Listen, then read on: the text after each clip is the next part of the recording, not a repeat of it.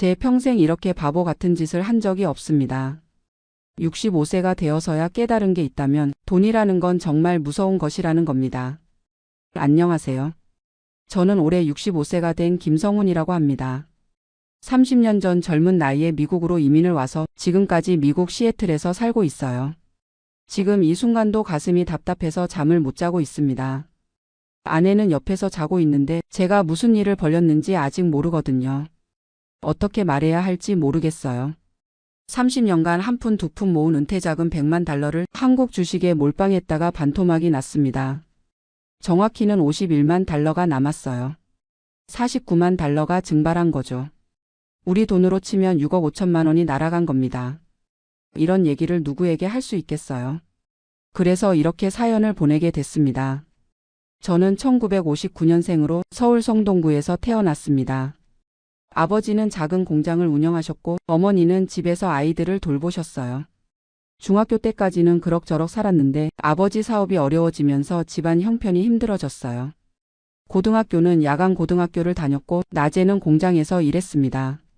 그래도 공부는 좋아했어서 야간 공과대학에 들어갔어요. 기계공학을 전공했습니다. 졸업하고 대기업에 들어가려고 했는데 당시에는 야간대 출신을 잘 안 뽑더라고요. 그래서 중견 기계 부품 회사에 들어가서 엔지니어로 일했습니다. 5년 정도 일하면서 기술도 배우고 경험도 쌓았어요. 그런데 1990년대 초반 회사 사정이 어려워지기 시작했어요. 그 무렵 대학 선배 한 분이 미국에 계셨는데 미국으로 오라고 하시더라고요. 당시 미국에서는 기계 엔지니어 수요가 많았거든요. 고민 끝에 1994년 35세의 나이에 아내와 함께 미국으로 왔습니다. 아이들은 아직 없었어요. 첫째가 미국에서 태어났거든요. 처음에는 정말 힘들었습니다. 영어도 서툴고 미국 회사 문화도 낯설고요. 하지만 기술만큼은 자신이 있었어요. 시애틀에 있는 중견 제조업체에 들어갔습니다. 항공기 부품을 만드는 회사였어요. 보잉하고도 거래하는 회사였으니까 기술 수준이 높았죠. 처음 연봉이 4만 5천 달러였어요. 당시로서는 괜찮은 수준이었습니다. 무엇보다 401K라는 게 있더라고요. 회사에서 은퇴 자금을 지원해주는 제도였어요. 제가 매월 급여의 6%를 넣으면 회사에서 3%를 추가로 넣어주는 거였어요. 그때부터 401K에 돈을 넣기 시작했습니다. 아내도 한국에서 간호사였는데 미국 간호사 자격증을 따서 병원에서 일했어요. 아내도 401K가 있었으니까 둘 다 열심히 모았죠. 첫째 아들이 1996년에 태어나고 둘째 딸이 1999년에 태어났어요. 아이들 키우느라 돈이 많이 들었지만 그래도 401K만큼은 절대 건드리지 않았습니다. 회사에서도 승진을 했어요. 시니어 엔지니어, 그 다음에는 프로젝트 매니저까지 올라갔습니다. 연봉도 점점 올라서 은퇴하기 전에는 9만 달러까지 받았어요. 30년간 한 번도 401K를 건드리지 않고 꾸준히 넣었습니다. 회사 매칭도 받고 시장 수익률도 나쁘지 않았어요. 처음에는 주로 미국 주식 펀드에 투자했는데 나이가 들면서 채권 비중을 늘렸어요. 60세가 넘어서는 주식 40%, 채권 60%로 맞췄습니다. 그렇게 해서 은퇴할 때까지 모인 돈이 정확히 100만 48달러였어요. 아내 것까지 합치면 150만 달러 정도였죠. 소셜 시큐리티까지 합치면 부부가 매월 4천 달러 정도 받을 수 있었어요. 시애틀에서 그럭저럭 살 만한 돈이었죠. 그런데 제가 왜 이런 일을 벌였을까요? 은퇴하고 나니까 시간이 너무 많더라고요. 30년간 회사만 다니다가 갑자기 할 일이 없으니까 답답하고 우울했어요. 아내는 아직 60세라서 몇 년 더 일할 예정이었고 아이들은 다 독립해서 각자 생활하고 있었고요. 저 혼자 집에서 뭘 하고 지내야 할지 모르겠더라고요. 그래서 투자 공부를 시작했어요. 은퇴하면 할 일도 없고 401K 돈도 어떻게 굴려야 할지 고민이었거든요. 유튜브도 보고 온라인 강의도 들었어요. 한국 사람들이 하는 투자 방송도 많이 봤습니다. 그러다가 한국 주식에 관심을 갖게 됐어요. 2021년 말 즈음이었는데 한국 주식이 많이 올랐다는 소식을 들었거든요. 특히 전기차 관련 주식들이 엄청나게 올랐다고 하더라고요. LG에너지솔루션, 포스코케미칼, 에코프로 같은 회사들 말이에요. 제가 원래 제조업에서 일했으니까 이런 회사들이 뭘 하는지는 어느 정도 알고 있었어요. 전기차 배터리 만드는 회사들이잖아요. 그때만 해도 전기차 시장이 계속 성장할 거라고 생각했거든요.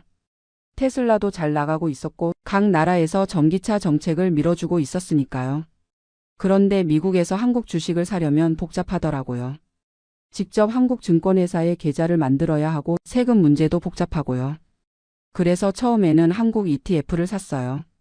EWI라고 하는데 한국 주식 전체에 투자하는 ETF였어요. 401k 돈을 롤오버해서 IRA로 옮겼어요. 그러면 개별 주식도 살 수 있거든요. 처음에는 조심스럽게 1만 달러 정도만 넣었어요. 그런데 생각보다 수익이 좋더라고요. 2022년 초에 산 한국 ETF가 몇 달 만에 15% 정도 올랐어요. 그때부터 욕심이 생겼습니다. ETF 말고 개별 주식을 사면 더 많이 벌 수 있을 거라고 생각했어요. 한국 증권회사에 해외 거주자 계좌를 만들었습니다. 처음에는 삼성전자를 샀어요. 안전한 주식이라고 생각했거든요. 일주에 6만 원 정도 했는데 2만 달러어치 샀습니다. 그 다음에는 LG에너지솔루션을 샀어요. 상장한 지 얼마 안 된 회사였는데 전기차 시장 성장으로 많이 오를 거라고 판단했거든요. 처음에는 정말 잘 됐어요. 2022년 여름까지는 제가 산 주식들이 계속 올랐거든요. 삼성전자는 7만 원까지 올랐고 LG에너지솔루션은 50만 원을 넘기기도 했어요. 그때 제 계좌 평가액이 한 6만 달러 정도였는데 8만 달러까지 올랐어요. 한 달 만에 2만 달러를 번 거죠. 그 맛을 본 이후로는 더 과감해졌어요. 401k 돈을 조금씩 더 옮겨서 투자했습니다. 10만 달러, 20만 달러 이런 식으로 점점 늘려갔어요. 아내는 그때도 일하고 있어서 제가 뭘 하는지 자세히 몰랐어요. 그냥 투자 공부하고 있다고만 했거든요. 2022년 말까지는 정말 잘 됐어요. 제 계좌에 40만 달러 정도 들어 있었는데 평가액이 55만 달러까지 올랐습니다. 15만 달러를 번 거예요. 그때 생각이 이참에 크게 한번 해보자는 거였어요. 어차피 나이도 많고 다시 돈 벌 기회도 별로 없으니까 401k 돈을 다 넣어서 큰 돈을 벌어보자고 생각했습니다. 그래서 2023년 초에 401k 돈을 거의 다 옮겼어요. 80만 달러를 추가로 넣었습니다. 총 120만 달러가 제 한국 주식 계좌에 들어간 거죠. 그때만 해도 자신만만했어요. 한국 경제가 회복되고 전기차 시장도 계속 성장할 거라고 믿었거든요. 특히 중국 시장이 열리면서 한국 배터리 회사들이 큰 돈을 벌 거라고 생각했어요. CATL이라는 중국 배터리 회사와 경쟁하면서 기술력으로 이길 수 있을 거라고 봤습니다. 그런데 2023년 봄부터 분위기가 이상해지기 시작했어요. 중국 경제가 생각보다 안 좋다는 소식이 들리고 전기차 시장 성장세도 둔화된다는 얘기가 나왔어요. 처음에는 일시적인 조정이라고 생각했어요. 주식시장은 원래 올랐다 내렸다 하는 거니까 조금 기다리면 다시 오를 거라고 믿었습니다. 그런데 계속 떨어지더라고요. 삼성전자가 6만 원대로 떨어지고 LG에너지솔루션은 40만 원대까지 내려갔어요. 그래도 팔지 않고 버텼습니다. 일단 투자한 돈이니까 손절하기가 아까웠거든요. 그리고 한국 주식을 공부하면서 정말 좋은 회사들이 많다는 걸 알았어요. 삼성전자나 SK하이닉스 같은 반도체 회사들, 현대차나 기아 같은 자동차 회사들 다 세계적인 경쟁력을 갖고 있는 회사들이잖아요. 특히 반도체 분야에서는 한국이 세계 1, 2위를 다투고 있으니까 장기적으로는 분명히 오를 거라고 생각했어요. 그래서 더 샀습니다. 물타기를 한 거죠. 주가가 떨어질 때마다 조금씩 더 샀어요. SK하이닉스도 샀고 현대차도 샀고 포스코홀딩스도 샀어요. 한국의 대표 기업들이니까 안전할 거라고 생각했거든요. 2023년 여름까지는 그럭저럭 버텼어요. 계좌 평가액이 90만 달러 정도였으니까 30만 달러 정도 손해를 본 상태였죠. 그런데 2023년 8월부터 정말 끔찍한 일이 벌어졌어요. 코스피가 2600에서 2200까지 떨어진 거예요. 제가 산 주식들도 모두 다 같이 떨어졌습니다. 삼성전자는 5만 원대까지 떨어지고 LG에너지솔루션은 30만 원 밑으로 내려갔어요. SK하이닉스도 반토막이 났고요. 그때부터 정말 잠을 못 잤어요. 매일 아침에 일어나서 주식 시세를 확인하는데 계속 떨어지기만 하는 거예요. 한국 시간이 미국 시간과 반대니까 밤새 우리나라 주식 시장이 열리잖아요. 그래서 밤에 잠을 못 자고 계속 핸드폰으로 주가를 확인했어요. 아내가 이상하게 생각하기 시작했어요. 밤에 잠을 못 자고 낮에는 피곤해서 계속 누워있고 밥도 제대로 안 먹고요. 그래도 아직 정확한 얘기는 하지 못했어요. 401k 돈을 다 넣었다는 걸 말하면 아내가 얼마나 놀랄지 뻔했거든요. 2023년 10월에는 정말 최악이었어요. 코스피가 2200밑으로 떨어지면서 제 계좌도 70만 달러까지 내려갔어요. 50만 달러 손해를 본 거죠. 그때 정말 팔까 생각했어요. 더 떨어지기 전에 손절을 하는 게 맞는 것 같았거든요. 하지만 이미 너무 많이 떨어진 상태에서 팔기가 너무 아까웠어요. 그리고 한국 정부에서 공매도를 금지한다는 뉴스가 나왔어요. 그러면 주가가 좀 오를 거라고 생각했습니다. 실제로 며칠간은 주가가 올랐어요. 하지만 그것도 잠깐이었어요. 2024년 들어서도 계속 떨어졌거든요. 특히 올해 3월에는 정말 심했어요. 북한 리스크도 있었고 중국 경제 문제도 계속되고 미국에서 금리를 높게 유지한다는 소식까지 나오면서 외국인들이 한국 주식을 계속 팔았어요. 제가 가장 많이 산 LG에너지솔루션은 한때 25만 원까지 떨어졌어요. 50만 원에 샀던 주식이 반토막이 난 거죠. 삼성전자도 4만 원대까지 내려갔고 SK하이닉스는 더 심했어요. 15만 원에 샀던 주식이 8만 원까지 떨어졌거든요. 그래도 계속 버텼어요. 이미 이렇게 된 이상 끝까지 가보자는 심정이었어요. 그런데 올해 8월에 정말 충격적인 일이 벌어졌어요. 일본 은행에서 금리를 올린다고 발표하면서 전 세계 주식시장이 폭락한 거예요. 그날 하루 만에 코스피가 8% 넘게 떨어졌어요. 서킷 브레이커까지 발동됐다고 하더라고요. 제 계좌도 하루 만에 5만 달러가 날아갔습니다. 그때 정말 현실을 받아들였어요. 이제는 더 이상 버틸 수 없다고 생각했거든요. 마지막 남은 돈이라도 지켜야겠다고 판단했습니다. 결국 올해 9월에 모든 주식을 팔았어요. 120만 달러로 시작해서 51만 달러만 남았습니다. 정확히 49만 달러를 잃은 거예요. 우리 돈으로 6억 5천만 원이 증발한 겁니다. 30년간 모은 은퇴 자금의 절반이 날아간 거죠. 그 돈이면 뭘 할 수 있었을까요? 집도 바꿀 수 있었을 텐데, 아이들 결혼 자금도 도와줄 수 있었을 텐데, 아내랑 여행도 많이 다닐 수 있었을 텐데요. 지금 생각해 보니까 정말 한심해요. 65세가 돼서 무슨 투기를 했는지 정말 바보 같은 짓이었어요. 한국 주식이 나쁘다는 게 아니에요. 분명히 좋은 회사들이 많고 장기적으로는 오를 거라고 생각해요. 하지만 제가 잘못한 게 너무 많았어요. 첫째는 분산 투자를 안 한 거예요. 401k 돈을 거의 다 한국 주식에 넣었거든요. 둘째는 타이밍이 나빴어요. 2022년, 2023년은 전 세계적으로 주식시장이 어려운 시기였는데 그때 큰 돈을 투자한 거죠. 셋째는 감정적으로 투자한 거예요. 손해를 보니까 더 사고 더 떨어지니까 또 사고 이런 식으로 하면 절대 안 되는 건데요. 넷째는 나이를 생각하지 않은 거예요. 65세면 안전한 투자를 해야 하는 나이인데 젊은 사람처럼 고위험 투자를 한 거죠. 지금 와서 후회해도 소용없지만 정말 돌이킬 수 없는 실수를 했어요. 아내한테는 아직 정확한 얘기를 못했어요. 투자해서 좀 손해를 봤다고만 했거든요. 49만 달러를 잃었다고 하면 아내가 얼마나 놀랄지 상상이 안 돼요. 다행히 아내 401k는 건드리지 않았어요. 그리고 소셜 시큐리티도 받을 수 있고요. 집도 이미 다 갚았으니까 당장 굶어 죽지는 않을 거예요. 하지만 계획했던 은퇴 생활은 불가능해졌어요.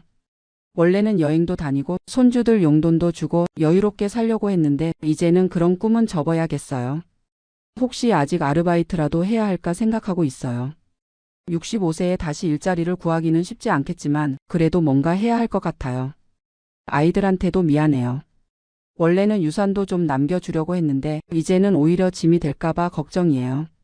무엇보다 아내한테 미안합니다. 30년간 같이 고생해서 모은 돈을 제 혼자 판단해서 날려버렸으니까요. 지금 이 글을 쓰면서도 손이 떨려요. 정말 돌이킬 수 없는 실수를 했구나 새삼 실감이 나거든요. 젊은 분들한테 하고 싶은 말이 있어요. 투자는 정말 신중하게 하세요. 특히 은퇴 자금은 절대 모험하지 마세요. 그리고 나이가 들수록 안전한 투자를 해야 해요. 저처럼 65세에 주식 투기를 하면 안 됩니다. 젊을 때는 손해를 봐도 만회할 시간이 있지만 나이가 들면 기회가 없어요. 또 한 가지는 가족과 상의하라는 거예요. 혼자 결정하지 말고 큰 투자는 가족과 함께 의논해서 하세요. 저처럼 혼자 결정하면 큰 실수를 할 수 있어요. 마지막으로 욕심을 부리지 마세요. 큰 돈을 벌려고 하다가 큰 돈을 잃어요. 적당한 수익에 만족하는 게 좋습니다. 이제 남은 51만 달러로 어떻게 살아갈지 계획을 새로 세워야 해요. 안전한 투자로 바꿔서 조금이라도 더 늘려보려고 합니다. 그리고 아내한테는 곧 사실을 말해야겠어요. 아무리 미안하고 부끄러워도 숨길 수는 없으니까요. 혹시 저와 비슷한 실수를 하신 분이 계시다면 너무 자책하지 마세요. 이미 벌어진 일은 어쩔 수 없으니까 앞으로라도 현명하게 살아야죠. 돈을 잃은 것도 아프지만 가장 아픈 건 가족들한테 실망을 안겨줄 거라는 생각이에요. 30년간 신중하고 계획적이었던 제가 마지막에 이런 실수를 했다는 게 믿어지지 않아요. 하지만 이제라도 정신을 차리고 남은 인생을 현명하게 살아보려고 합니다. 비록 돈은 많이 잃었지만 건강은 아직 괜찮제 시도 김계속 편집으니까 할 수 있는 일들을 찾아보려고 해요. 그리고 이번 일을 통해서 깨달은 게 있어요. 돈이 전부가 아니라는 거죠. 물론 돈이 중요하긴 하지만 가족의 건강과 화목이 더 소중하다는 걸 알았어요. 아내가 아직 모르고 있지만 언젠가 알게 되면 분명히 실망할 거예요. 하지만 그래도 저를 용서해 줄 거라고 믿어요. 30년간 함께 살아온 사이니까요. 아이들도 처음에는 놀라겠지만 결국은 이해해 줄 거라고 생각해요. 다행히 둘 다 직장이 있고 각자 잘 살고 있으니까요. 저도 이제 마음을 바꿔먹었어요. 남은 돈으로 무리하게 투자하지 않고 안전하게 예금이나 국채에 넣어둘 거예요. 수익률은 낮지만 원금은 보장되니까요. 그리고 혹시 가능하다면 파트타임 일자리라도 찾아보려고 해요. 한국 마트에서 일하거나 한국 사람들 상대로 번역 일을 하거나 뭔가 할 수 있는 일이 있을 거예요. 나이가 많긴 하지만 아직 건강하고 경험도 많으니까 어딘가에서는 필요로 할 거라고 생각해요. 무엇보다 이제는 가족과 더 많은 시간을 보내려고 해요. 돈 걱정 때문에 스트레스 받고 혼자 끙끙 앓는 대신에 가족들과 솔직하게 얘기하고 함께 해결책을 찾아보려고 합니다. 손주들도 이제 조금씩 큰데 할아버지로서 해줄 수 있는 일들이 많을 거예요. 돈은 많이 못 줘도 시간과 관심은 줄 수 있잖아요. 그리고 한국과의 인연도 다시 생각해보게 됐어요. 투자 때문에 한국에 관심을 갖게 됐는데 비록 돈은 잃었지만 고향에 대해 더 많이 알게 된 건 수학이에요. 코로나 때문에 못 갔지만 언젠가 다시 한국에 가보고 싶어요. 이번에는 투자 목적이 아니라 순수하게 고향을 보러 가고 싶습니다. 서울도 많이 바뀌었을 테고 어린 시절 살던 동네도 어떻게 됐는지 궁금해요. 비록 돈은 별로 없지만 검소하게라도 여행할 수 있을 거예요. 이번 일로 제 자신에 대해서도 많은 걸 알았어요. 겉으로는 신중하고 계획적인 사람이라고 생각했는데 실제로는 욕심도 많고 감정적인 면도 있더라고요. 특히 손해를 보면 그걸 만회하려고 더 큰 모험을 하는 성격이라는 걸 깨달았어요. 이런 성격이 투자에는 독이 되는 거였죠. 앞으로는 이런 제 성격을 잘 알고 큰 결정을 할 때는 더 신중하게 하려고 해요. 그리고 혼자 결정하지 말고 반드시 가족과 상의하겠습니다. 지금 생각해보면 왜 그때 아내한테 얘기를 안 했을까 후회돼요. 아내가 말렸다면 이런 일은 없었을 텐데 제 고집 때문에 혼자 결정한 거죠. 아내는 저보다 훨씬 현실적이거든요. 간호사로 일하면서 여러 사람들을 봐왔으니까 세상을 보는 눈이 저보다 냉정해요. 만약 그때 아내한테 상의했다면 분명히 너무 위험하다, 조금씩만 해봐라라고 했을 거예요. 하지만 저는 그런 조언을 듣기 싫었던 거죠. 큰 돈을 벌어서 아내를 놀라게 해주고 싶었거든요. 그 욕심이 결국 독이 됐어요. 이제는 정말 겸손해졌습니다. 65세에 이런 교훈을 얻게 될 줄 몰랐어요. 나이가 들어서도 배울 게 많다는 걸 깨달았습니다. 젊은 분들이 이 사연을 듣고 교훈을 얻으셨으면 좋겠어요. 저 같은 실수는 하지 마세요. 특히 은퇴 자금만큼은 정말 조심해서 다루세요. 한 번 잃으면 다시 만회하기 어려워요. 저는 이제 65세니까 새로 돈을 벌 기회가 많지 않지만 젊은 분들은 아직 시간이 있으니까 신중하게 하시기 바랍니다. 그리고 투자를 하더라도 절대 한 곳에 몰빵하지 마세요. 분산 투자가 정말 중요해요. 저처럼 한국 주식에만 몰빵하면 위험해요. 또 하나는 감정적으로 투자하지 말라는 거예요. 손해를 보면 더 사고 이익을 보면 더 욕심을 내고 이런 식으로 하면 결국 큰 손해를 봐요. 미리 계획을 세우고 그 계획대로 차근차근 하는 게 좋아요. 저처럼 충동적으로 하면 안 됩니다. 마지막으로 가족과의 소통이 정말 중요해요. 큰 돈이 걸린 결정은 혼자 하지 마시고 반드시 가족과 상의하세요. 가족이 여러분의 가장 좋은 조언자예요.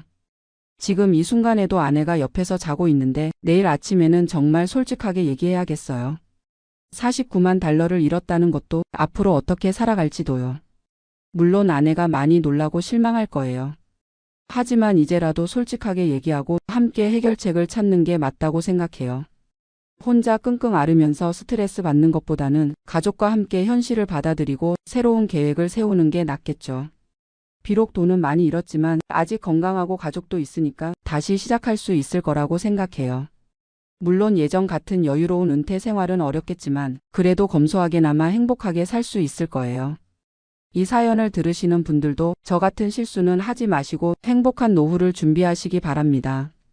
돈도 중요하지만 건강과 가족이 더 소중하다는 걸 잊지 마세요. 저는 돈을 잃고 나서야 이걸 깨달았지만 여러분은 미리 알아두시기 바랍니다. 긴 이야기를 들어주셔서 감사합니다. 이렇게 얘기하고 나니까 마음이 좀 가벼워지네요. 내일부터는 정말 새로운 마음으로 남은 인생을 현명하게 살아보겠습니다.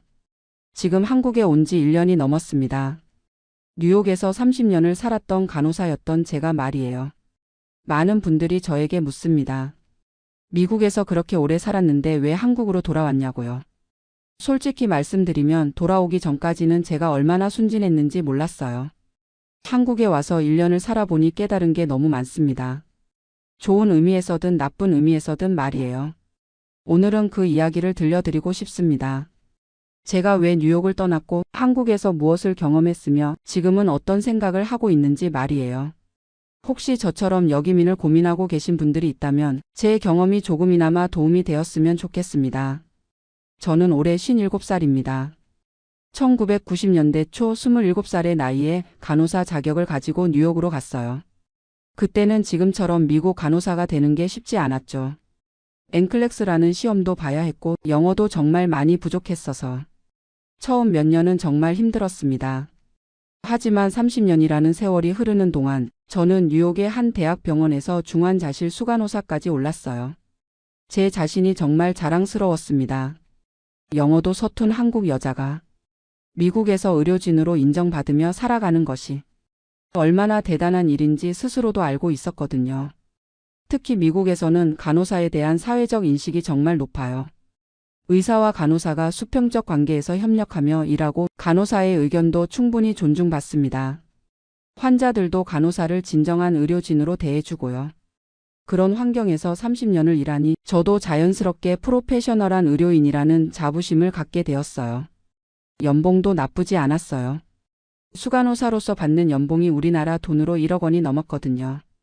게다가 메디케어라는 의료보험도 있어서 65세가 넘으면 의료비 걱정도 크게 없고요. 그런데 왜 한국으로 돌아왔느냐고요? 사실 저에게는 한 가지 아쉬움이 있었어요. 바로 부모님이셨습니다. 저희 부모님은 제가 미국에 간 이후로 딱 3번밖에 만나지 못했어요. 부모님이 미국에 오신 게 2번, 제가 한국에 간 게 1번이었죠. 30년 동안 고작 3번이요.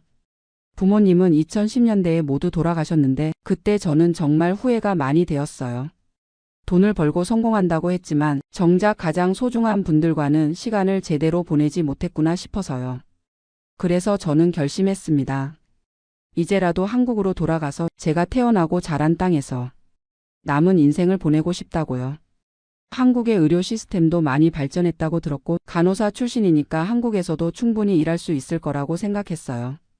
무엇보다 한국어는 제 모국어니까 언어 장벽도 없을 거라고 생각했거든요. 2023년 초 저는 본격적으로 한국행을 준비하기 시작했어요. 먼저 한국의 간호사 면허를 취득해야 했어요. 미국에서 30년을 일했지만 한국에서 간호사로 일하려면 한국 간호사 면허가 필요하거든요.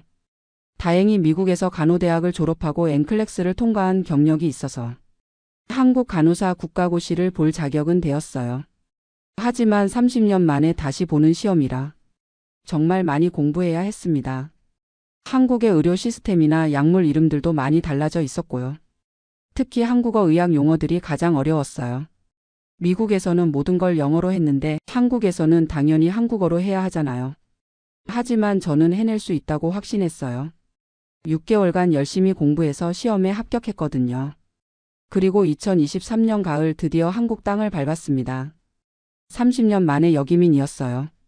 처음에는 모든 게 신기했어요. 서울의 모습이 제가 떠났을 때와는 완전히 달랐거든요.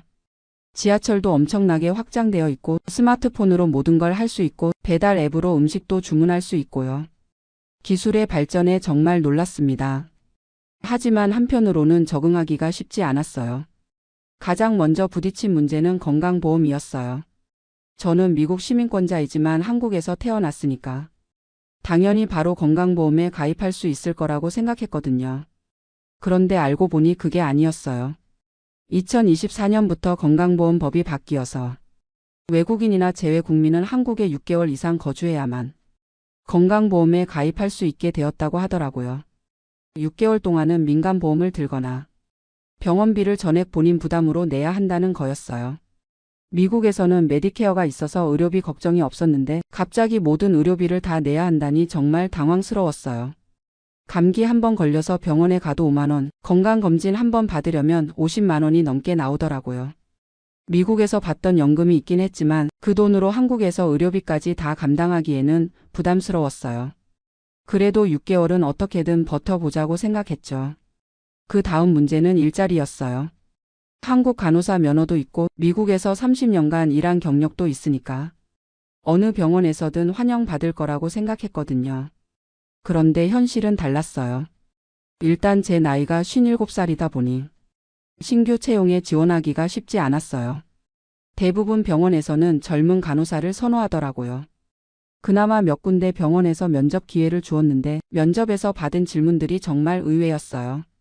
미국에서 그렇게 오래 일하셨는데 한국 병원 문화에 적응할 수 있으시겠어요? 한국은 미국과 달리 위계질서가 엄격한데 괜찮으시겠어요? 한국어 의학 용어는 얼마나 아시나요? 이런 질문들을 받으면서 저는 점점 불안해지기 시작했어요. 특히 위계질서가 엄격하다는 말이 계속 신경 쓰였거든요. 미국에서는 의사든 간호사든 모두 팀의 일원으로서 수평적으로 협력했는데 한국은 아직도 수직적인 문화가 남아있다는 뜻인 것 같았어요. 결국 서울의 한 종합병원에서 일할 기회를 얻었어요. 제 경력을 인정해서 일반 간호사보다는 조금 높은 직급으로 시작할 수 있었죠. 연봉은 미국에서 받던 것의 3분의 1 정도였지만 한국에서 새 출발을 하는 거니까 만족했어요. 그리고 2024년 초 드디어 한국에서 간호사로 일을 시작했습니다. 첫 출근 날 저는 정말 설렜어요. 30년 만에 한국 병원에서 일하게 된 거잖아요. 그런데 첫날부터 문화적 충격을 받았어요. 일단 호칭부터가 달랐어요. 미국에서는 의사든 간호사든 서로 이름으로 불렀거든요. 하이 제너퍼 헤이 마이크 이런 식으로요. 그런데 한국에서는 엄격한 호칭 문화가 있더라고요. 의사는 무조건 선생님, 간호사끼리도 선배는 선생님 또는 언니, 심지어 1년 차이만 나도 높임말을 써야 하고요. 처음에는 이게 정말 어색했어요. 미국에서 30년을 수평적인 관계로 일했는데 갑자기 누구는 높이고 누구는 낮춰야 한다니요. 더 충격적인 건 의사와 간호사의 관계였어요. 미국에서는 의사와 간호사가 각자의 전문성을 인정하며 협력적으로 일했거든요. 간호사가 의사에게 의견을 제시하는 것도 자연스럽고 의사도 간호사의 의견을 존중해 줬어요. 그런데 한국에서는 완전히 달랐어요. 의사가 오면 간호사들이 모두 일어서서 인사를 하고 의사의 지시는 절대적인 것처럼 여겨지더라고요. 간호사가 의사에게 질문을 하거나 의견을 제시하는 것도 굉장히 조심스러운 분위기였어요. 어느 날 환자의 상태에 대해서 제가 의사에게 의견을 말했어요. 미국에서라면 당연히 할 수 있는 일이었거든요. 그런데 그 의사가 저를 쳐다보는 눈빛이 정말 차갑더라고요. 간호사가 의사에게 이런 말을 하는 게 적절한가요? 그 한마디에 저는 정말 충격을 받았어요. 미국에서 30년간 프로페셔널한 의료진으로 일했는데 한국에서는 마치 의사의 보조자 취급을 받는 느낌이었거든요. 동료 간호사들에게 이런 얘기를 했더니 그분들은 오히려 제가 이상하다는 반응이었어요. 원래 한국은 그런 게 당연하다. 의사 선생님께 함부로 말하면 안 된다. 미국식으로 하면 여기서 적응하기 어렵다. 이런 말들을 들으면서 저는 정말 혼란스러웠어요. 과연 제가 30년간 쌓아온 프로페셔널리즘이 한국에서는 통하지 않는 건가 싶어서요.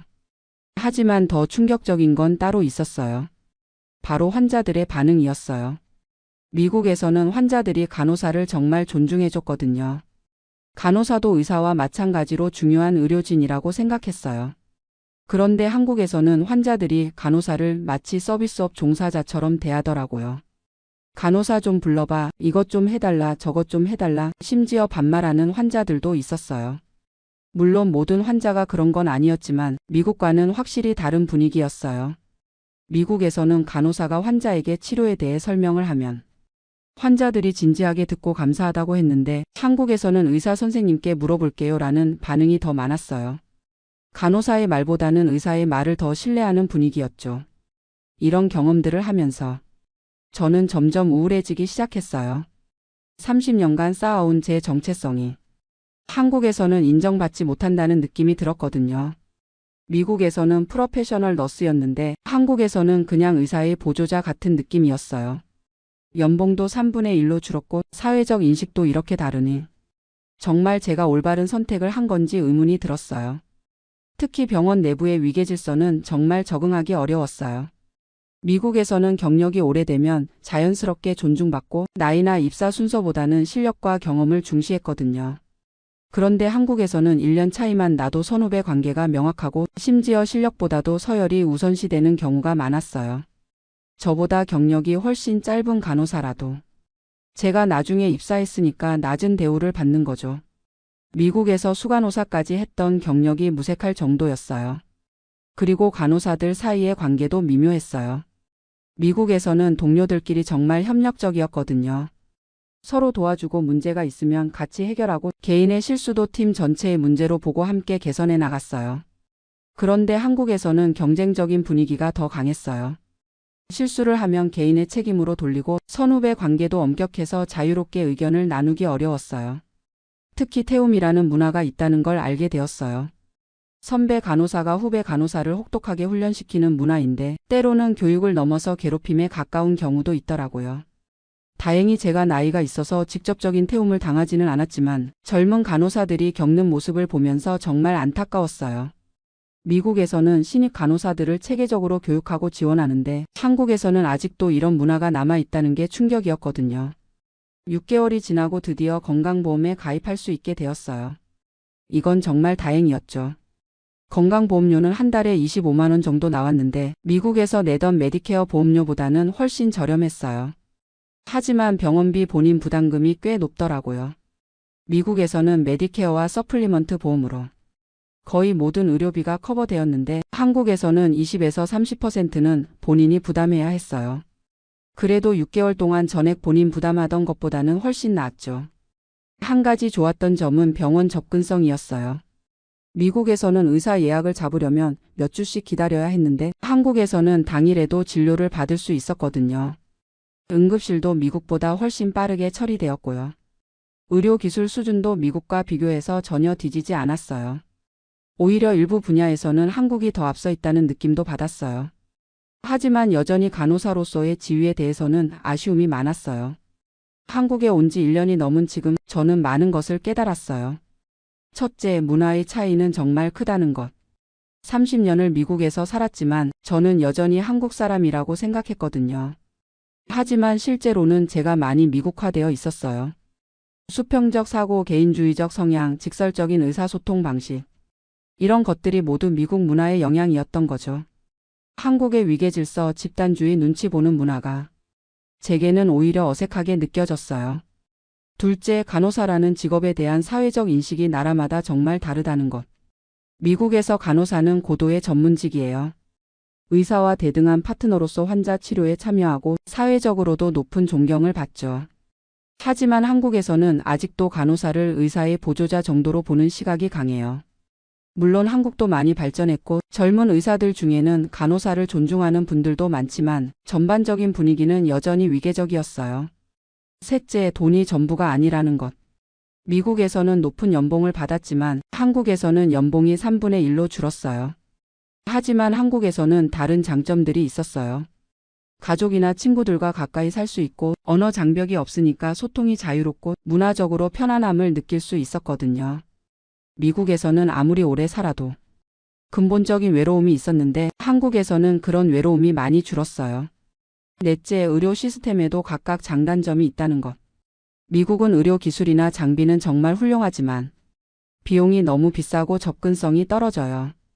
한국은 상대적으로 저렴하고 접근성이 좋지만 의료진들의 업무 강도가 너무 높고 환자 중심보다는 효율성 중심인 것 같았어요.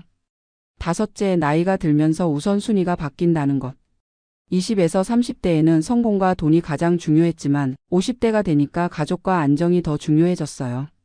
미국에서 더 많은 돈을 벌 수 있었지만 한국에서 가족들과 가까이 지내는 것이 저에게는 더 가치 있게 느껴졌거든요.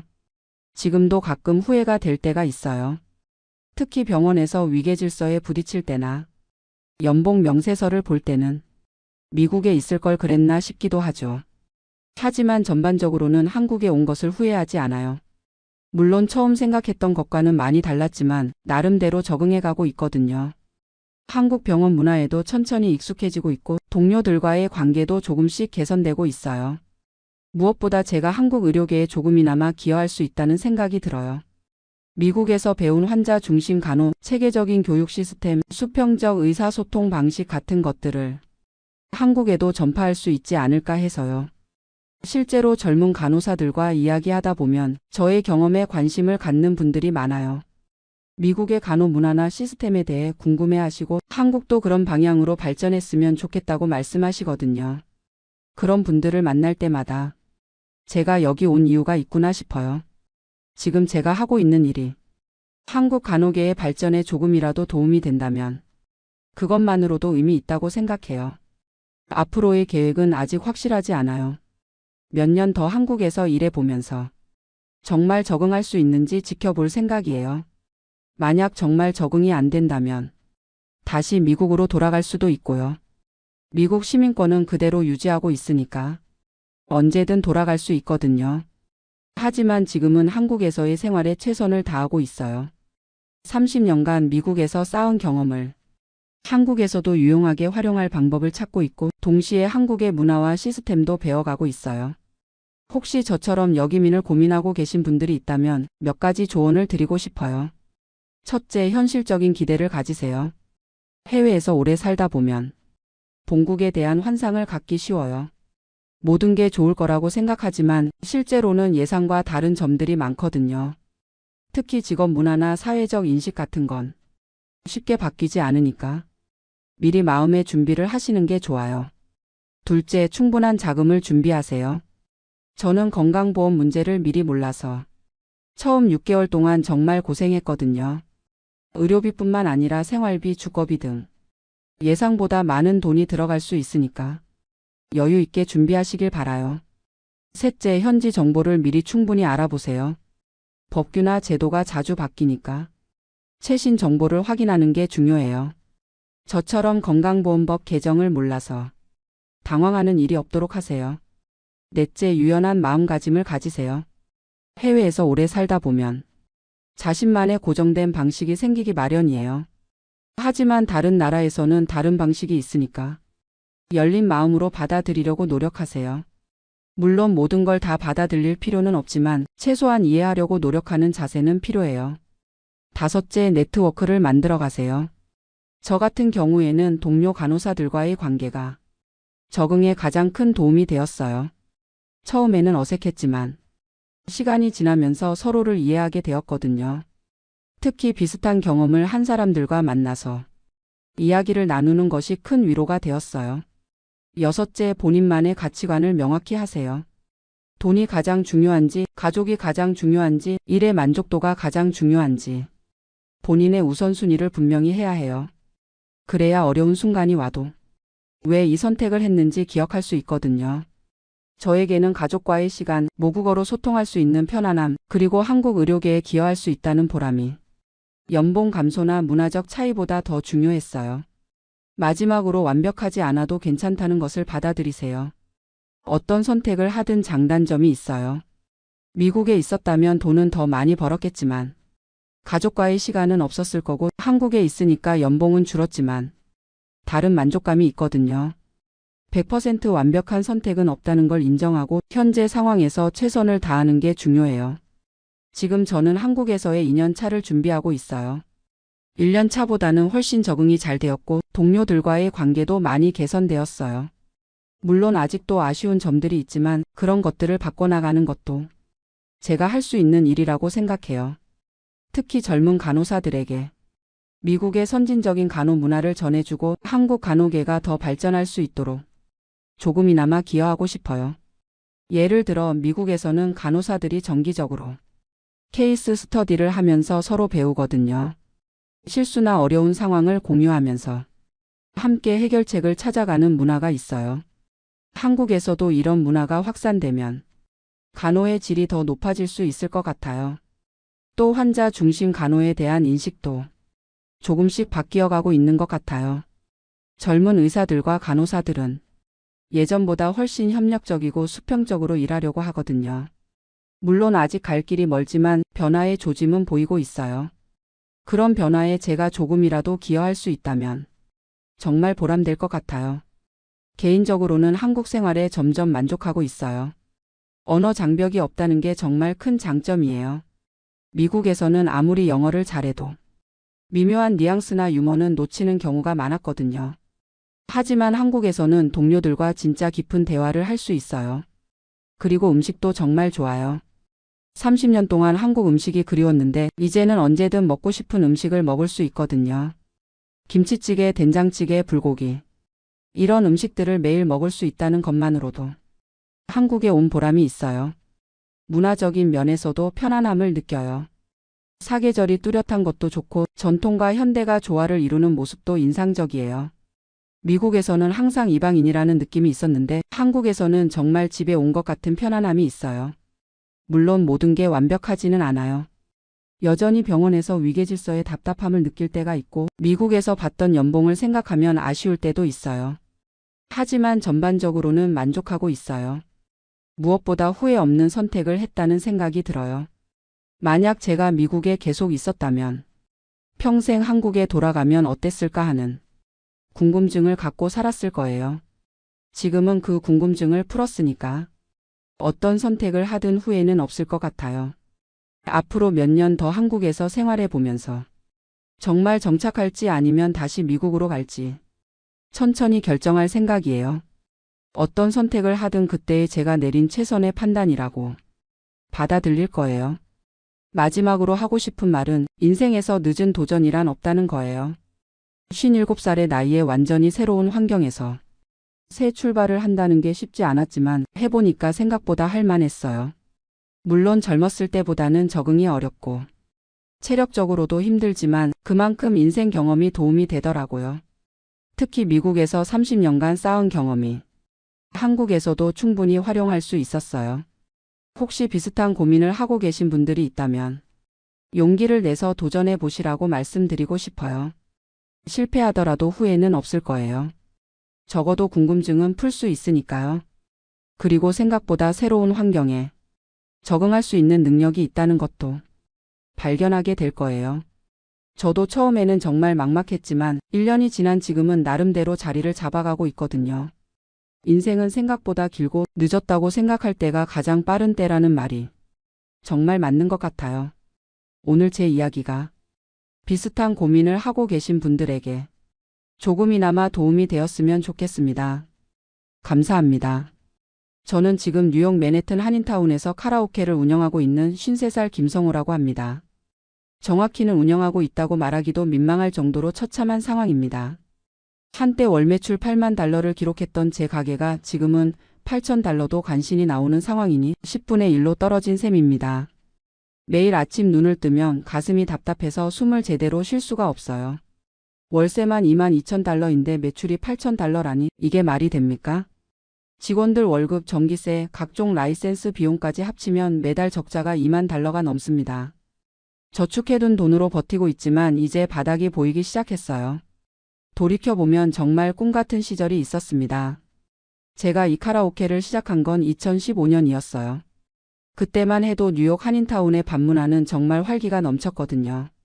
32번가 일대에는 한국 음식점들이 즐비했고 밤이 되면 직장인들, 유학생들, 관광객들로 거리가 북적였습니다. 카라오케는 그 중에서도 가장 인기 있는 놀거리였어요. 미국인들한테는 신기한 문화였고 한국 사람들한테는 고향의 향수를 달래주는 공간이었거든요. 특히 금요일 밤과 주말이면 웨이팅이 2시간씩 있을 정도였습니다. 그 시절엔 정말 돈이 술술 들어왔어요. 평일에도 룸이 팔알은 찬 상태였고 주말이면 새벽 3시까지도 손님들이 끊이지 않았습니다. 술값도 만만치 않았지만 사람들은 기꺼이 지갑을 열었어요. 소주 한 병에 25달러, 맥주 한 병에 8달러였지만 아무도 비싸다고 하지 않았거든요. 2018년에는 월 매출이 7만 달러까지 올라갔고 2019년 상반기에는 드디어 8만 달러를 돌파했습니다. 그때 정말 우쭐했어요. 아내한테 이제 우리도 성공했다고 자랑스럽게 말했던 기억이 나네요. 직원도 8명까지 늘렸고 룸도 기존 12개에서 15개로 확장했습니다. 그런데 그 성공이 독이 되었을 줄 누가 알았겠어요. 2020년 3월 코로나가 터진 순간부터 모든 게 달라졌습니다. 처음엔 한 달만 버티면 되겠지 생각했어요. 정부에서 2주간 영업 중단이라고 했을 때만 해도 휴가 한번 길게 가는 셈 치자고 생각했거든요. 하지만 2주가 한 달이 되고 한 달이 2달이 되면서 심각성을 깨달았습니다. 영업 중단 기간에도 월세는 나가고 직원들 월급도 줘야 하고 각종 고정 비용들은 그대로였어요. 정부 지원금이라고는 했지만 턱없이 부족했습니다. 5월에 잠시 영업을 재개했을 때는 정말 기뻤어요. 하지만 현실은 냉혹했습니다. 룸 안에는 최대 4명까지만 들어갈 수 있었고 테이블 간 거리를 2m 이상 벌려야 했어요. 15개 룸 중에 실제로 쓸 수 있는 건 8개뿐이었습니다. 더 큰 문제는 사람들이 오지 않는다는 거였어요. 예전같이 회사 동료들이 우르르 몰려와서 2차, 3차까지 이어지던 문화가 완전히 사라졌거든요. 재택근무가 늘어나면서 회식 자체가 없어졌고 설령 만나더라도 야외에서 간단히 만나는 게 전부였어요. 2020년 여름 매출이 평소에 30%까지 떨어졌을 때도 곧 회복될 거야 라고 생각했습니다. 하지만 가을에 2차 대유행이 오고 겨울에 3차 대유행까지 겹치면서 완전히 절망에 빠졌어요. 11월부터 3월까지는 아예 문을 닫아야 했거든요. 그 5개월 동안 매출은 0달러였지만 고정 비용은 그대로 나갔습니다. 월세 22,000달러는 기본이고 직원들 실업급여 지원금, 전기세, 보험료, 각종 라이센스 비용까지 매달 3만 달러가 넘게 나갔어요. 5개월이면 15만 달러입니다.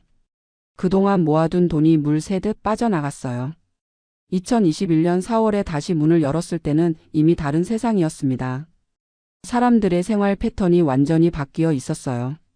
집에서 넷플릭스 보는 게 익숙해진 사람들이 굳이 비싼 돈 내고 노래방에 올 이유가 없어진 거죠. 더욱이 한인타운 자체가 많이 죽어 있었어요. 코로나 기간 동안 문을 닫은 식당들이 한두 군데가 아니었거든요. 40년 전통의 식당들도 하나둘 사라져갔고 거리에는 임대 표지판이 여기저기 붙어 있었습니다. 예전처럼 식사하고 2차로 노래방 오는 패턴 자체가 없어졌어요. 그나마 백신이 나오고 상황이 조금씩 나아지는 것 같았는데 델타 변이, 오미크론 변이까지 나오면서 사람들의 경계심은 더욱 커졌습니다. 특히 노래방은 밀폐된 공간에서 큰 소리로 노래하는 곳이라 위험한 곳이라는 인식이 박혀버렸어요. 2022년부터는 조금씩 회복되는 듯 했지만 예전 수준엔 한참 못 미쳤습니다. 월 매출이 3만 달러 정도까지는 회복됐거든요. 그래도 적자지만 그나마 버틸 만했어요. 조금씩 나아지겠지 생각하면서 이를 악물고 버텼습니다. 하지만 2023년 들어서는 또 다른 문제가 생겼어요. 물가 상승이 정말 심각했거든요. 월세는 2만 달러에서 2만 2천 달러로 올랐고 전기세도 30% 가까이 뛰었습니다. 직원들 시급도 올려줘야 했고 술값도 인상할 수밖에 없었어요. 그런데 술값을 올리니까 손님들이 더 안 오는 거예요. 소주 한 병이 30달러, 맥주가 10달러가 되니까 너무 비싸다는 반응이 많아졌거든요. 예전 같으면 뉴욕이니까 어쩔 수 없지 했던 사람들도 이제는 다른 곳을 찾아가기 시작했어요. 설상가상으로 한인타운에 새로운 경쟁업소들이 들어서기 시작했습니다. 코로나 기간 동안 임대료가 떨어진 틈을 타서 자본력 있는 업주들이 새로 진출한 거예요. 시설도 훨씬 깔끔하고 최신식이라 저희 가게가 상대적으로 낡아 보이기 시작했습니다. 게다가 요즘 젊은 사람들은 노래방보다는 클럽이나 바를 더 선호하는 것 같아요. 인스타그램에 올릴 만한 예쁜 곳을 찾다 보니 노래방은 올드한 문화가 되어버린 거죠. 20대 손님들이 확실히 줄어들었어요. 그렇게 어렵게 버티던 차에 작년 말부터는 정말 절망적인 상황이 되었습니다. 월 매출이 1만 5천 달러까지 떨어진 거예요. 월세만으로도 적자인데 다른 비용까지 합치면 매달 2만 달러씩 손실을 보는 상황이 되었습니다. 그래도 포기할 수 없어서 이것저것 시도해 봤어요. 배달 서비스도 해보고 낮 시간 대관 서비스도 시작했고 한국 음식도 간단하게 팔아봤습니다. 하지만 다 미미한 수준이었어요. 룸 개수도 15개에서 10개로 줄였습니다. 5개 룸은 벽을 허물어서 이벤트 공간으로 만들어 봤거든요. 생일 파티나 소규모 모임 대관을 받아보려고 했는데 생각만큼 수요가 없었어요. 직원들도 8명에서 3명으로 줄였습니다. 카운터 1명, 서빙 1명, 주방 1명만 남기고 나머지는 다 내보낼 수밖에 없었어요. 20년 넘게 같이 일했던 매니저한테 미안하다고 말할 때 정말 눈물이 났습니다. 그렇게 최대한 비용을 줄여봐도 매달 1만 5천 달러의 적자는 피할 수 없었어요. 그나마 아직 남아있던 적금을 깨고 부동산을 담보로 대출을 받아서 버텼습니다. 그런데 올해 들어서는 상황이 더욱 악화되었어요. 지금 월 매출이 8천 달러 정도밖에 안 됩니다. 주말에도 룸이 절반 정도밖에 안 차고 평일은 거의 텅텅 비어 있어요. 예전에는 하루에 200명씩 왔던 곳인데 지금은 20명도 안 올 때가 많습니다. 손님들 패턴도 완전히 바뀌었어요. 예전에는 저녁 7시부터 새벽 2시까지 꾸준히 손님이 있었는데 지금은 금요일 밤 9시부터 12시 사이에만 조금 붐빌 뿐이에요. 나머지 시간은 정말 조용합니다. 더욱 속상한 건 손님들이 예전보다 훨씬 까다로워졌다는 거예요. 시설이 조금만 낡아 보여도 불만을 표하고 서비스에 대한 기대치도 높아졌거든요. 하지만 직원이 3명뿐이라 예전 같은 서비스는 불가능해요. 음향 장비도 교체해야 하는데 돈이 없어서 못하고 있습니다. 마이크 몇 개는 잡음이 나는데 새 걸로 바꿀 여유가 없어요. 에어컨도 몇 대는 고장 났는데 수리비가 부담스러워서 선풍기로 대충 때우고 있는 상황입니다. 정말 하루하루가 지옥 같아요. 아침에 눈을 뜨면 오늘은 손님이 몇 명이나 올까? 그 생각밖에 안 들어요. 저녁에 가게 문을 열고 빈 룸들을 보면 가슴이 너무 답답해서 숨이 막힐 것 같습니다. 아내는 이제 그만하자고 매일 말해요. 건강 망치면서까지 할 이유가 뭐 있냐고 하죠.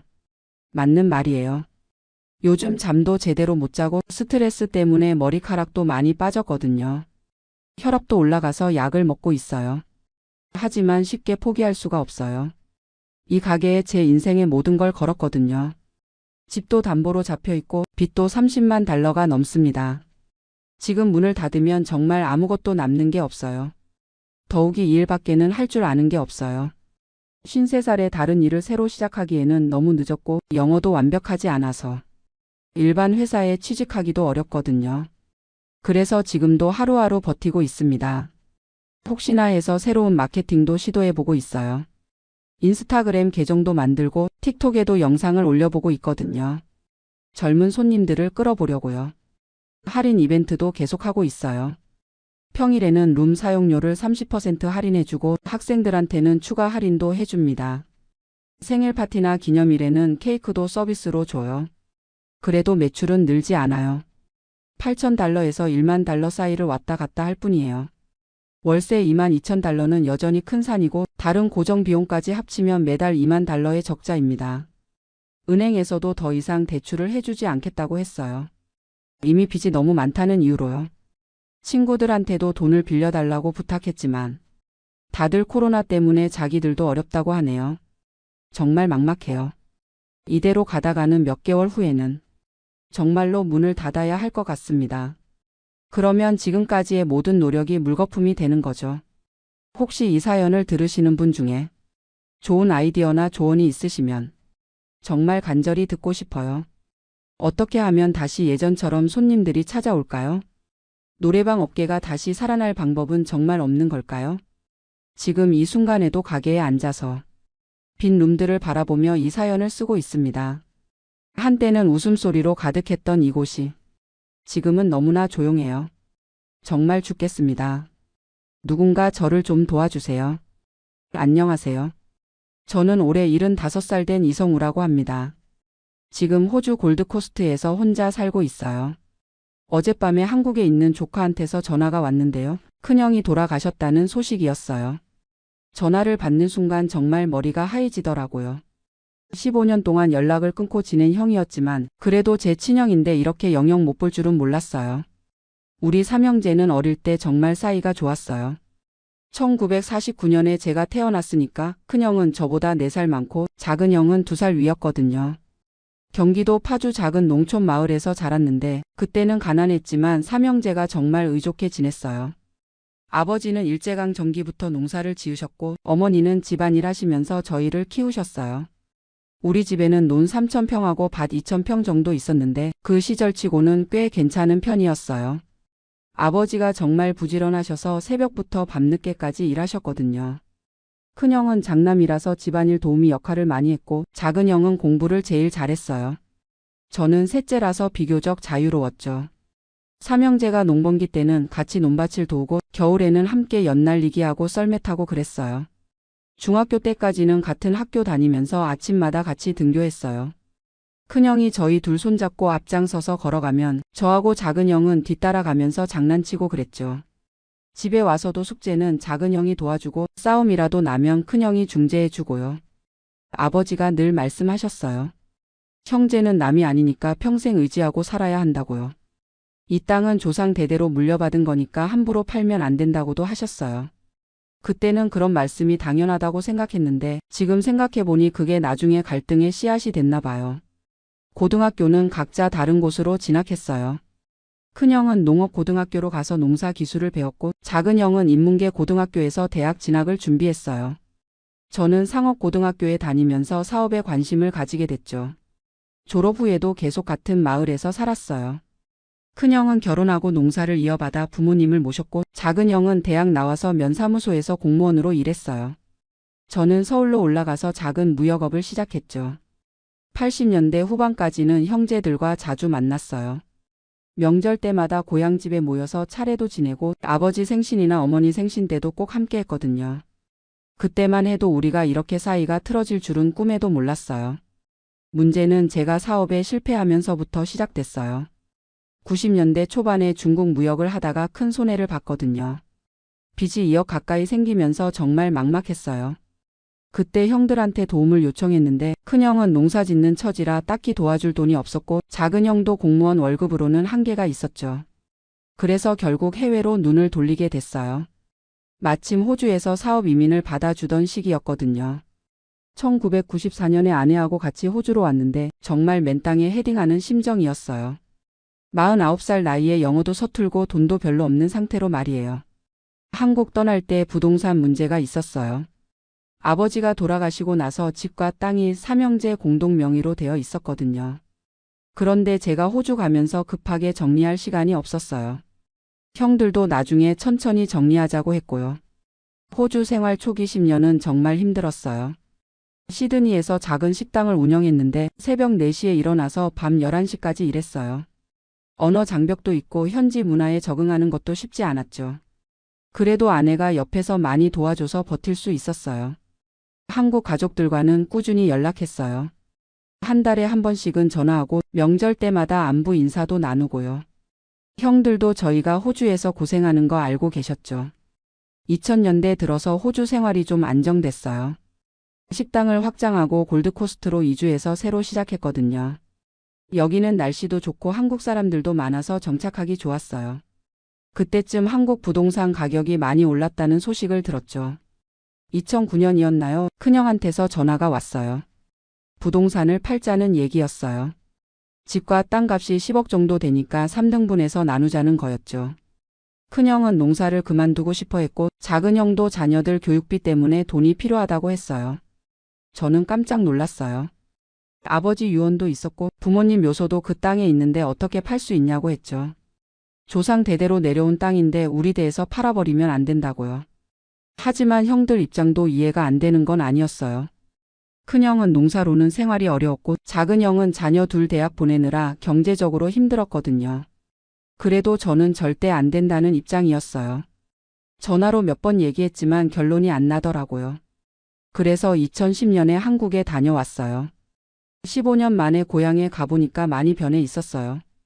옛날 논밭은 대부분 아파트 단지가 됐고 우리 집 주변도 개발 계획이 있다고 하더라고요. 형들과 만나서 진지하게 얘기했어요. 큰형은 정말 어려운 상황이었어요. 농산물 가격은 떨어지는데 농자재 값은 계속 오르고 나이도 70 가까워서 농사짓기 힘들다고 하더라고요. 작은 형도 딸 의대 보내고 아들 유학비 때문에 대출을 많이 받은 상태였어요. 그래도 저는 고집을 꺾을 수 없었어요. 아버지가 평생 일궈놓은 땅이고 부모님이 묻혀 계신 곳인데 어떻게 남에게 넘길 수 있냐고요. 돈이 급하면 다른 방법을 찾아보자고 했어요. 그런데 형들이 갑자기 화를 내기 시작했어요. 특히 큰형이 그러더라고요. 호주에서 편하게 살면서 무슨 권리로 반대하느냐고요. 실제로 농사짓고 고생하는 건 자기인데 멀리 떨어져 있으면서 이상한 소리 하지 말라고요. 작은 형도 한마디 하더라고요. 자기는 30년 넘게 부모님 제사 지내고 성묘하고 그랬는데 정작 외국 나간 사람이 와서 안 된다고 하니까 기가 막히다고요. 형제 의리를 생각해서라도 도와달라고 했어요. 그때 정말 마음이 아팠어요. 형들 말도 틀린 건 아니었거든요. 실제로 제가 호주에서 20년 가까이 살면서 고향 일에는 별로 신경 못 썼으니까요. 성묘도 몇 번 못 갔고 형들이 부모님 돌보는 동안 저는 멀리 있었고요. 하지만 그래도 조상 땅은 함부로 팔면 안 된다는 생각이었어요. 제가 호주에서 사업하면서 번 돈으로라도 형들을 도와드리겠다고 했어요. 당장 큰 돈은 어렵지만 조금씩이라도 보내드리겠다고요. 형들은 그런 식으로는 안 된다고 했어요. 당장 목돈이 필요한 상황인데 용돈 받듯이 하면 어떡하냐고요. 큰형은 더 심하게 말했어요. 외국 나가서 잘났다고 생각하지 말고 형제들 어려울 때 도와주는 게 의리라고요. 며칠 동안 실랑이 했지만 결론이 안 나더라고요. 저는 절대 반대였고 형들은 꼭 팔아야 한다는 입장이었어요. 결국 제가 호주로 돌아가면서 이 문제는 그냥 흐지부지 됐어요. 호주 돌아와서도 계속 고민이었어요. 정말 제가 너무 고집을 부리는 건 아닌가 싶기도 하고 그렇다고 조상 땅을 팔 수는 없고요. 아내한테 상의해봐도 뚜렷한 답이 없더라고요. 몇 달 후에 다시 형들한테 연락했어요. 조금 더 기다려달라고 제가 호주에서 돈을 더 벌어서 도와드리겠다고요. 하지만 형들은 이미 마음을 굳힌 상태였어요. 큰형이 그러더라고요. 성우 내가 반대하면 어쩔 수 없지만 앞으로는 더 이상 연락하지 말자고요. 형제 사이에 돈 문제로 다투고 싶지 않다면서요. 작은 형도 비슷한 반응이었어요. 그때부터 연락이 끊겼어요. 제가 몇 번 전화해봤지만 받지 않더라고요. 명절에 안부 인사드려도 짧게 대답하고 끝이었어요. 처음에는 시간이 지나면 괜찮아질 거라고 생각했는데 점점 더 멀어지더라고요. 2012년에 아내가 갑자기 암 진단을 받았어요. 그때 정말 막막했죠. 혼자 병원 다니면서 간병하느라 정신 없었어요. 그런 상황에서도 형들한테 연락할 수가 없었어요. 이미 사이가 틀어진 상태라서요. 아내는 2년 동안 투병하다가 2014년에 세상을 떠났어요. 장례식 때 형들이 올까 싶어서 연락해봤는데 조카가 대신 왔더라고요. 형들은 바쁘다면서 오지 않았어요. 그때 정말 서러웠어요. 아내 없이 혼자 사는 게 이렇게 외로운 줄 몰랐어요. 자녀도 없어서 정말 혼자였거든요. 주변에 한국 사람들은 있지만 가족은 아니잖아요. 그때부터 형들과 화해하고 싶다는 생각이 더 강해졌어요. 2015년쯤에 용기 내서 큰형한테 편지를 썼어요. 그동안 고집 부린 건 미안하다고 이제라도 형제 사이 회복하자고요. 부동산 문제도 다시 얘기해 보자고 했어요. 하지만 답장이 없더라고요. 몇 달 기다려도 소식이 없어서 전화해 봤는데 큰형이 차갑게 말하더라고요. 이미 지난 일이니까 언급하지 말라고 각자 살 길 찾아서 살자고요. 그래도 포기할 수 없어서 2016년에 한국에 갔어요. 무작정 고향집으로 찾아갔는데 큰형이 저를 보더니 굉장히 당황하더라고요. 갑자기 와서 뭐 하냐고 할 말 없으니까 그냥 가라고 했어요. 작은 형 집에도 갔는데 거기서도 차갑게 나오더라고요. 부인이 문간에서 막으면서 집안 사정 어려우니까 가달라고 했어요. 그때 정말 마음이 아팠어요. 이게 한 배에서 나온 형제 사이구나 싶었죠. 그 이후로는 연락을 아예 안 했어요. 제가 계속 연락한다고 해서 관계가 회복될 것 같지도 않았고 형들도 저를 만나고 싶어 하지 않는 것 같았거든요. 그렇게 세월이 흘러서 15년이 지났네요. 그 사이에 한국 부동산 가격이 많이 변했어요. 제가 반대했던 그 땅도 지금은 예전만큼 값이 안 나간다고 하더라고요. 개발 계획도 취소됐고 오히려 지금 팔면 손해를 볼 수도 있다고 해요. 아이러니하게도 제가 그때 반대한 게 맞았던 셈이죠. 만약 그때 팔았으면 지금쯤 후회했을 거예요. 하지만 그런 걸로 위안을 삼기에는 잃은 게 너무 많아요. 형제 정이라는 게 돈보다 훨씬 소중한 건데 말이에요. 어제 큰형 부고 소식 듣고 하루 종일 울었어요. 15년 동안 못 본 형인데 이제 영영 볼 수 없다는 게 믿어지지 않더라고요. 형도 저를 원망하면서 돌아가셨을 텐데 그게 제일 마음 아파요. 조카가 장례식에 오라고 하더라고요. 처음에는 갈까 말까 고민했어요. 형들이 싫어할 수도 있고 분위기 망칠 수도 있을 것 같아서요. 하지만 그래도 마지막 인사는 드려야겠다 싶었어요. 어제 밤 비행기 타고 한국에 왔어요. 9년 만에 오는 한국이었는데 공항에서부터 마음이 무거웠어요. 과연 형들이 저를 어떻게 볼까 싶어서요. 장례식장에 도착했는데 정말 많은 사람들이 와 있더라고요. 큰형이 농사꾼이었지만 동네에서 인망이 있으셨나 봐요. 면사무소 동료들, 농협 사람들, 이웃 주민들까지요. 작은형을 15년 만에 봤어요. 많이 늙으셨더라고요. 머리도 하얗게 새고 허리도 굽어 계시고요. 저를 보더니 깜짝 놀라시면서 어색해 하시더라고요. 그래도 완전히 외면하지는 않았어요. 조문객들한테 인사하면서 저를 소개해 주시더라고요. 호주에 사는 둘째 동생이라고요. 목소리에 감정이 없었지만 그래도 형제라고 인정해 주시는 것 같았어요.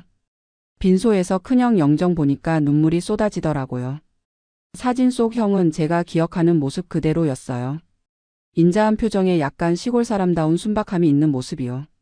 저를 올리면서 마음속으로 용서해달라고 빌었어요. 그날 밤에 작은 형과 둘이 얘기할 기회가 있었어요. 다른 사람들 다 돌아가고 조카들도 잠깐 자리를 비운 사이예요. 처음에는 서로 할 말이 없어서 어색했어요. 작은 형이 먼저 입을 여시더라고요. 큰 형이 몇 년 전부터 몸이 안 좋으셨다고요. 당뇨도 있고 고혈압도 있어서 병원에 자주 다니셨대요. 그런데 끝까지 약한 모습 보이기 싫어하셔서 혼자 버티셨다고요. 더 놀라운 얘기를 들었어요. 큰형이 생전에 저 얘기를 자주 하셨다는 거예요.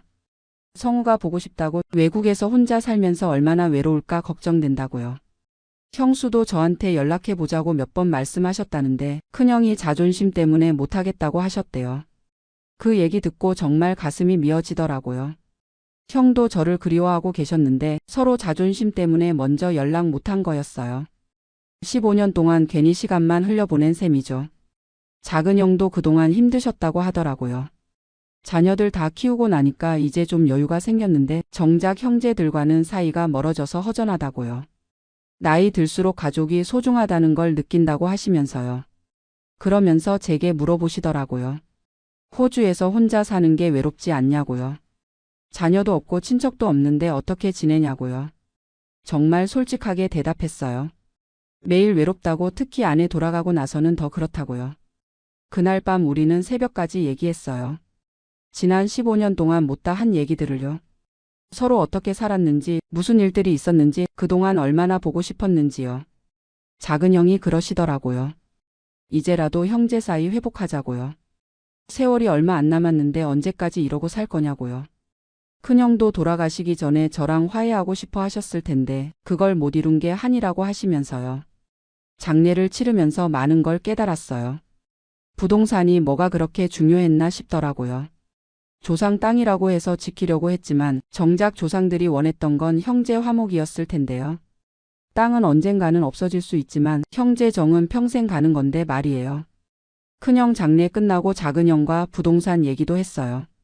이제는 저도 마음이 바뀌었어요. 형이 원하시면 팔아도 좋다고요.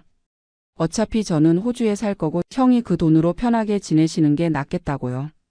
근데 작은형이 의외의 말씀을 하시더라고요. 이제 와서 팔면 뭐 하냐고, 가격도 많이 떨어졌고 급할 것도 없다고요. 대신 그 땅에 있는 부모님 묘소나 잘 관리하자고 하시면서요. 그제서야 깨달았어요. 형들도 처음부터 땅을 팔고 싶었던 건 아니었구나 하고요. 경제적으로 어려워서 어쩔 수 없는 선택이었던 거죠. 제가 좀 더 이해하고 도와드렸으면 이런 일은 없었을 텐데요.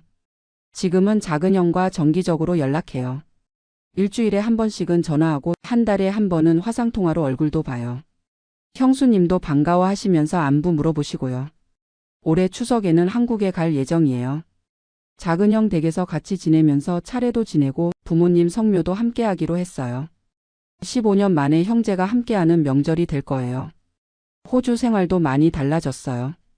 전에는 혼자 있으면서 우울했는데 이제는 형과 연락하면서 마음이 훨씬 밝아졌어요. 외로워도 한국에 형이 있다는 생각이 든든해요. 가끔 큰형 생각이 나면 정말 미안해요. 형이 살아계실 때 화해했으면 좋았을 텐데 그러지 못한 게 평생 한으로 남을 것 같아요. 하지만 그래도 작은 형과라도 관계를 회복한 게 다행이에요. 요즘 젊은 분들 보면 형제끼리도 개인주의적으로 지내더라고요. 각자 자기 일만 챙기고 가족보다는 자기 행복을 우선시하고요. 그런 걸 보면 안타까워요. 물론 개인의 자유도 중요하지만 가족의 소중함도 잊으면 안 되거든요. 특히 형제자매는 부모님 돌아가시고 나면 유일한 혈육이잖아요. 그런 관계를 돈 때문에 포기한다는 건 정말 어리석은 일이에요. 저처럼 나이 들어서 후회하지 마시고 형제 사이에 갈등이 있으면 빨리 화해하세요. 자존심이 뭐가 그렇게 중요합니까? 먼저 연락하고 먼저 사과하고 먼저 양보하세요. 돈은 잃어도 다시 벌 수 있지만 시간은 다시 돌릴 수 없어요. 가족은 더더욱 대체할 수 없고요. 제가 15년이라는 긴 시간을 허비하면서 깨달은 교훈이에요. 지금도 늦지 않았어요. 연락 안 하고 지낸 형제자매가 있으면 오늘 당장 전화하세요. 자존심 내려놓고 먼저 손 내미세요. 그게 진짜 어른이고 진짜 가족이에요. 저는 이제라도 작은 형과 화해해서 다행이지만 큰 형과는 영영 화해할 기회를 놓쳤어요. 그 아쉬움과 후회를 안고 남은 인생을 살아야 해요. 여러분은 저 같은 실수하지 마시길 바라요. 가족이 있다는 건 정말 큰 축복이에요. 멀리 떨어져 있어도 자주 못 만나도 마음으로 연결되어 있다는 것만으로도 힘이 나거든요. 그런 소중함을 깨닫는데 75년이 걸렸네요. 앞으로 남은 시간은 작은 형과 추억 많이 만들면서 지낼 거예요. 큰형 목까지 더 각별히 챙기면서요. 그리고 젊은 분들한테는 제 경험담을 들려드리면서 가족의 소중함을 알려드리고 싶어요. 인생이 얼마나 짧은지, 가족이 얼마나 소중한지, 화해가 얼마나 중요한지 이제서야 제대로 알겠어요. 늦게라도 깨달은 걸로 만족하면서 남은 인생 의미 있게 살겠습니다.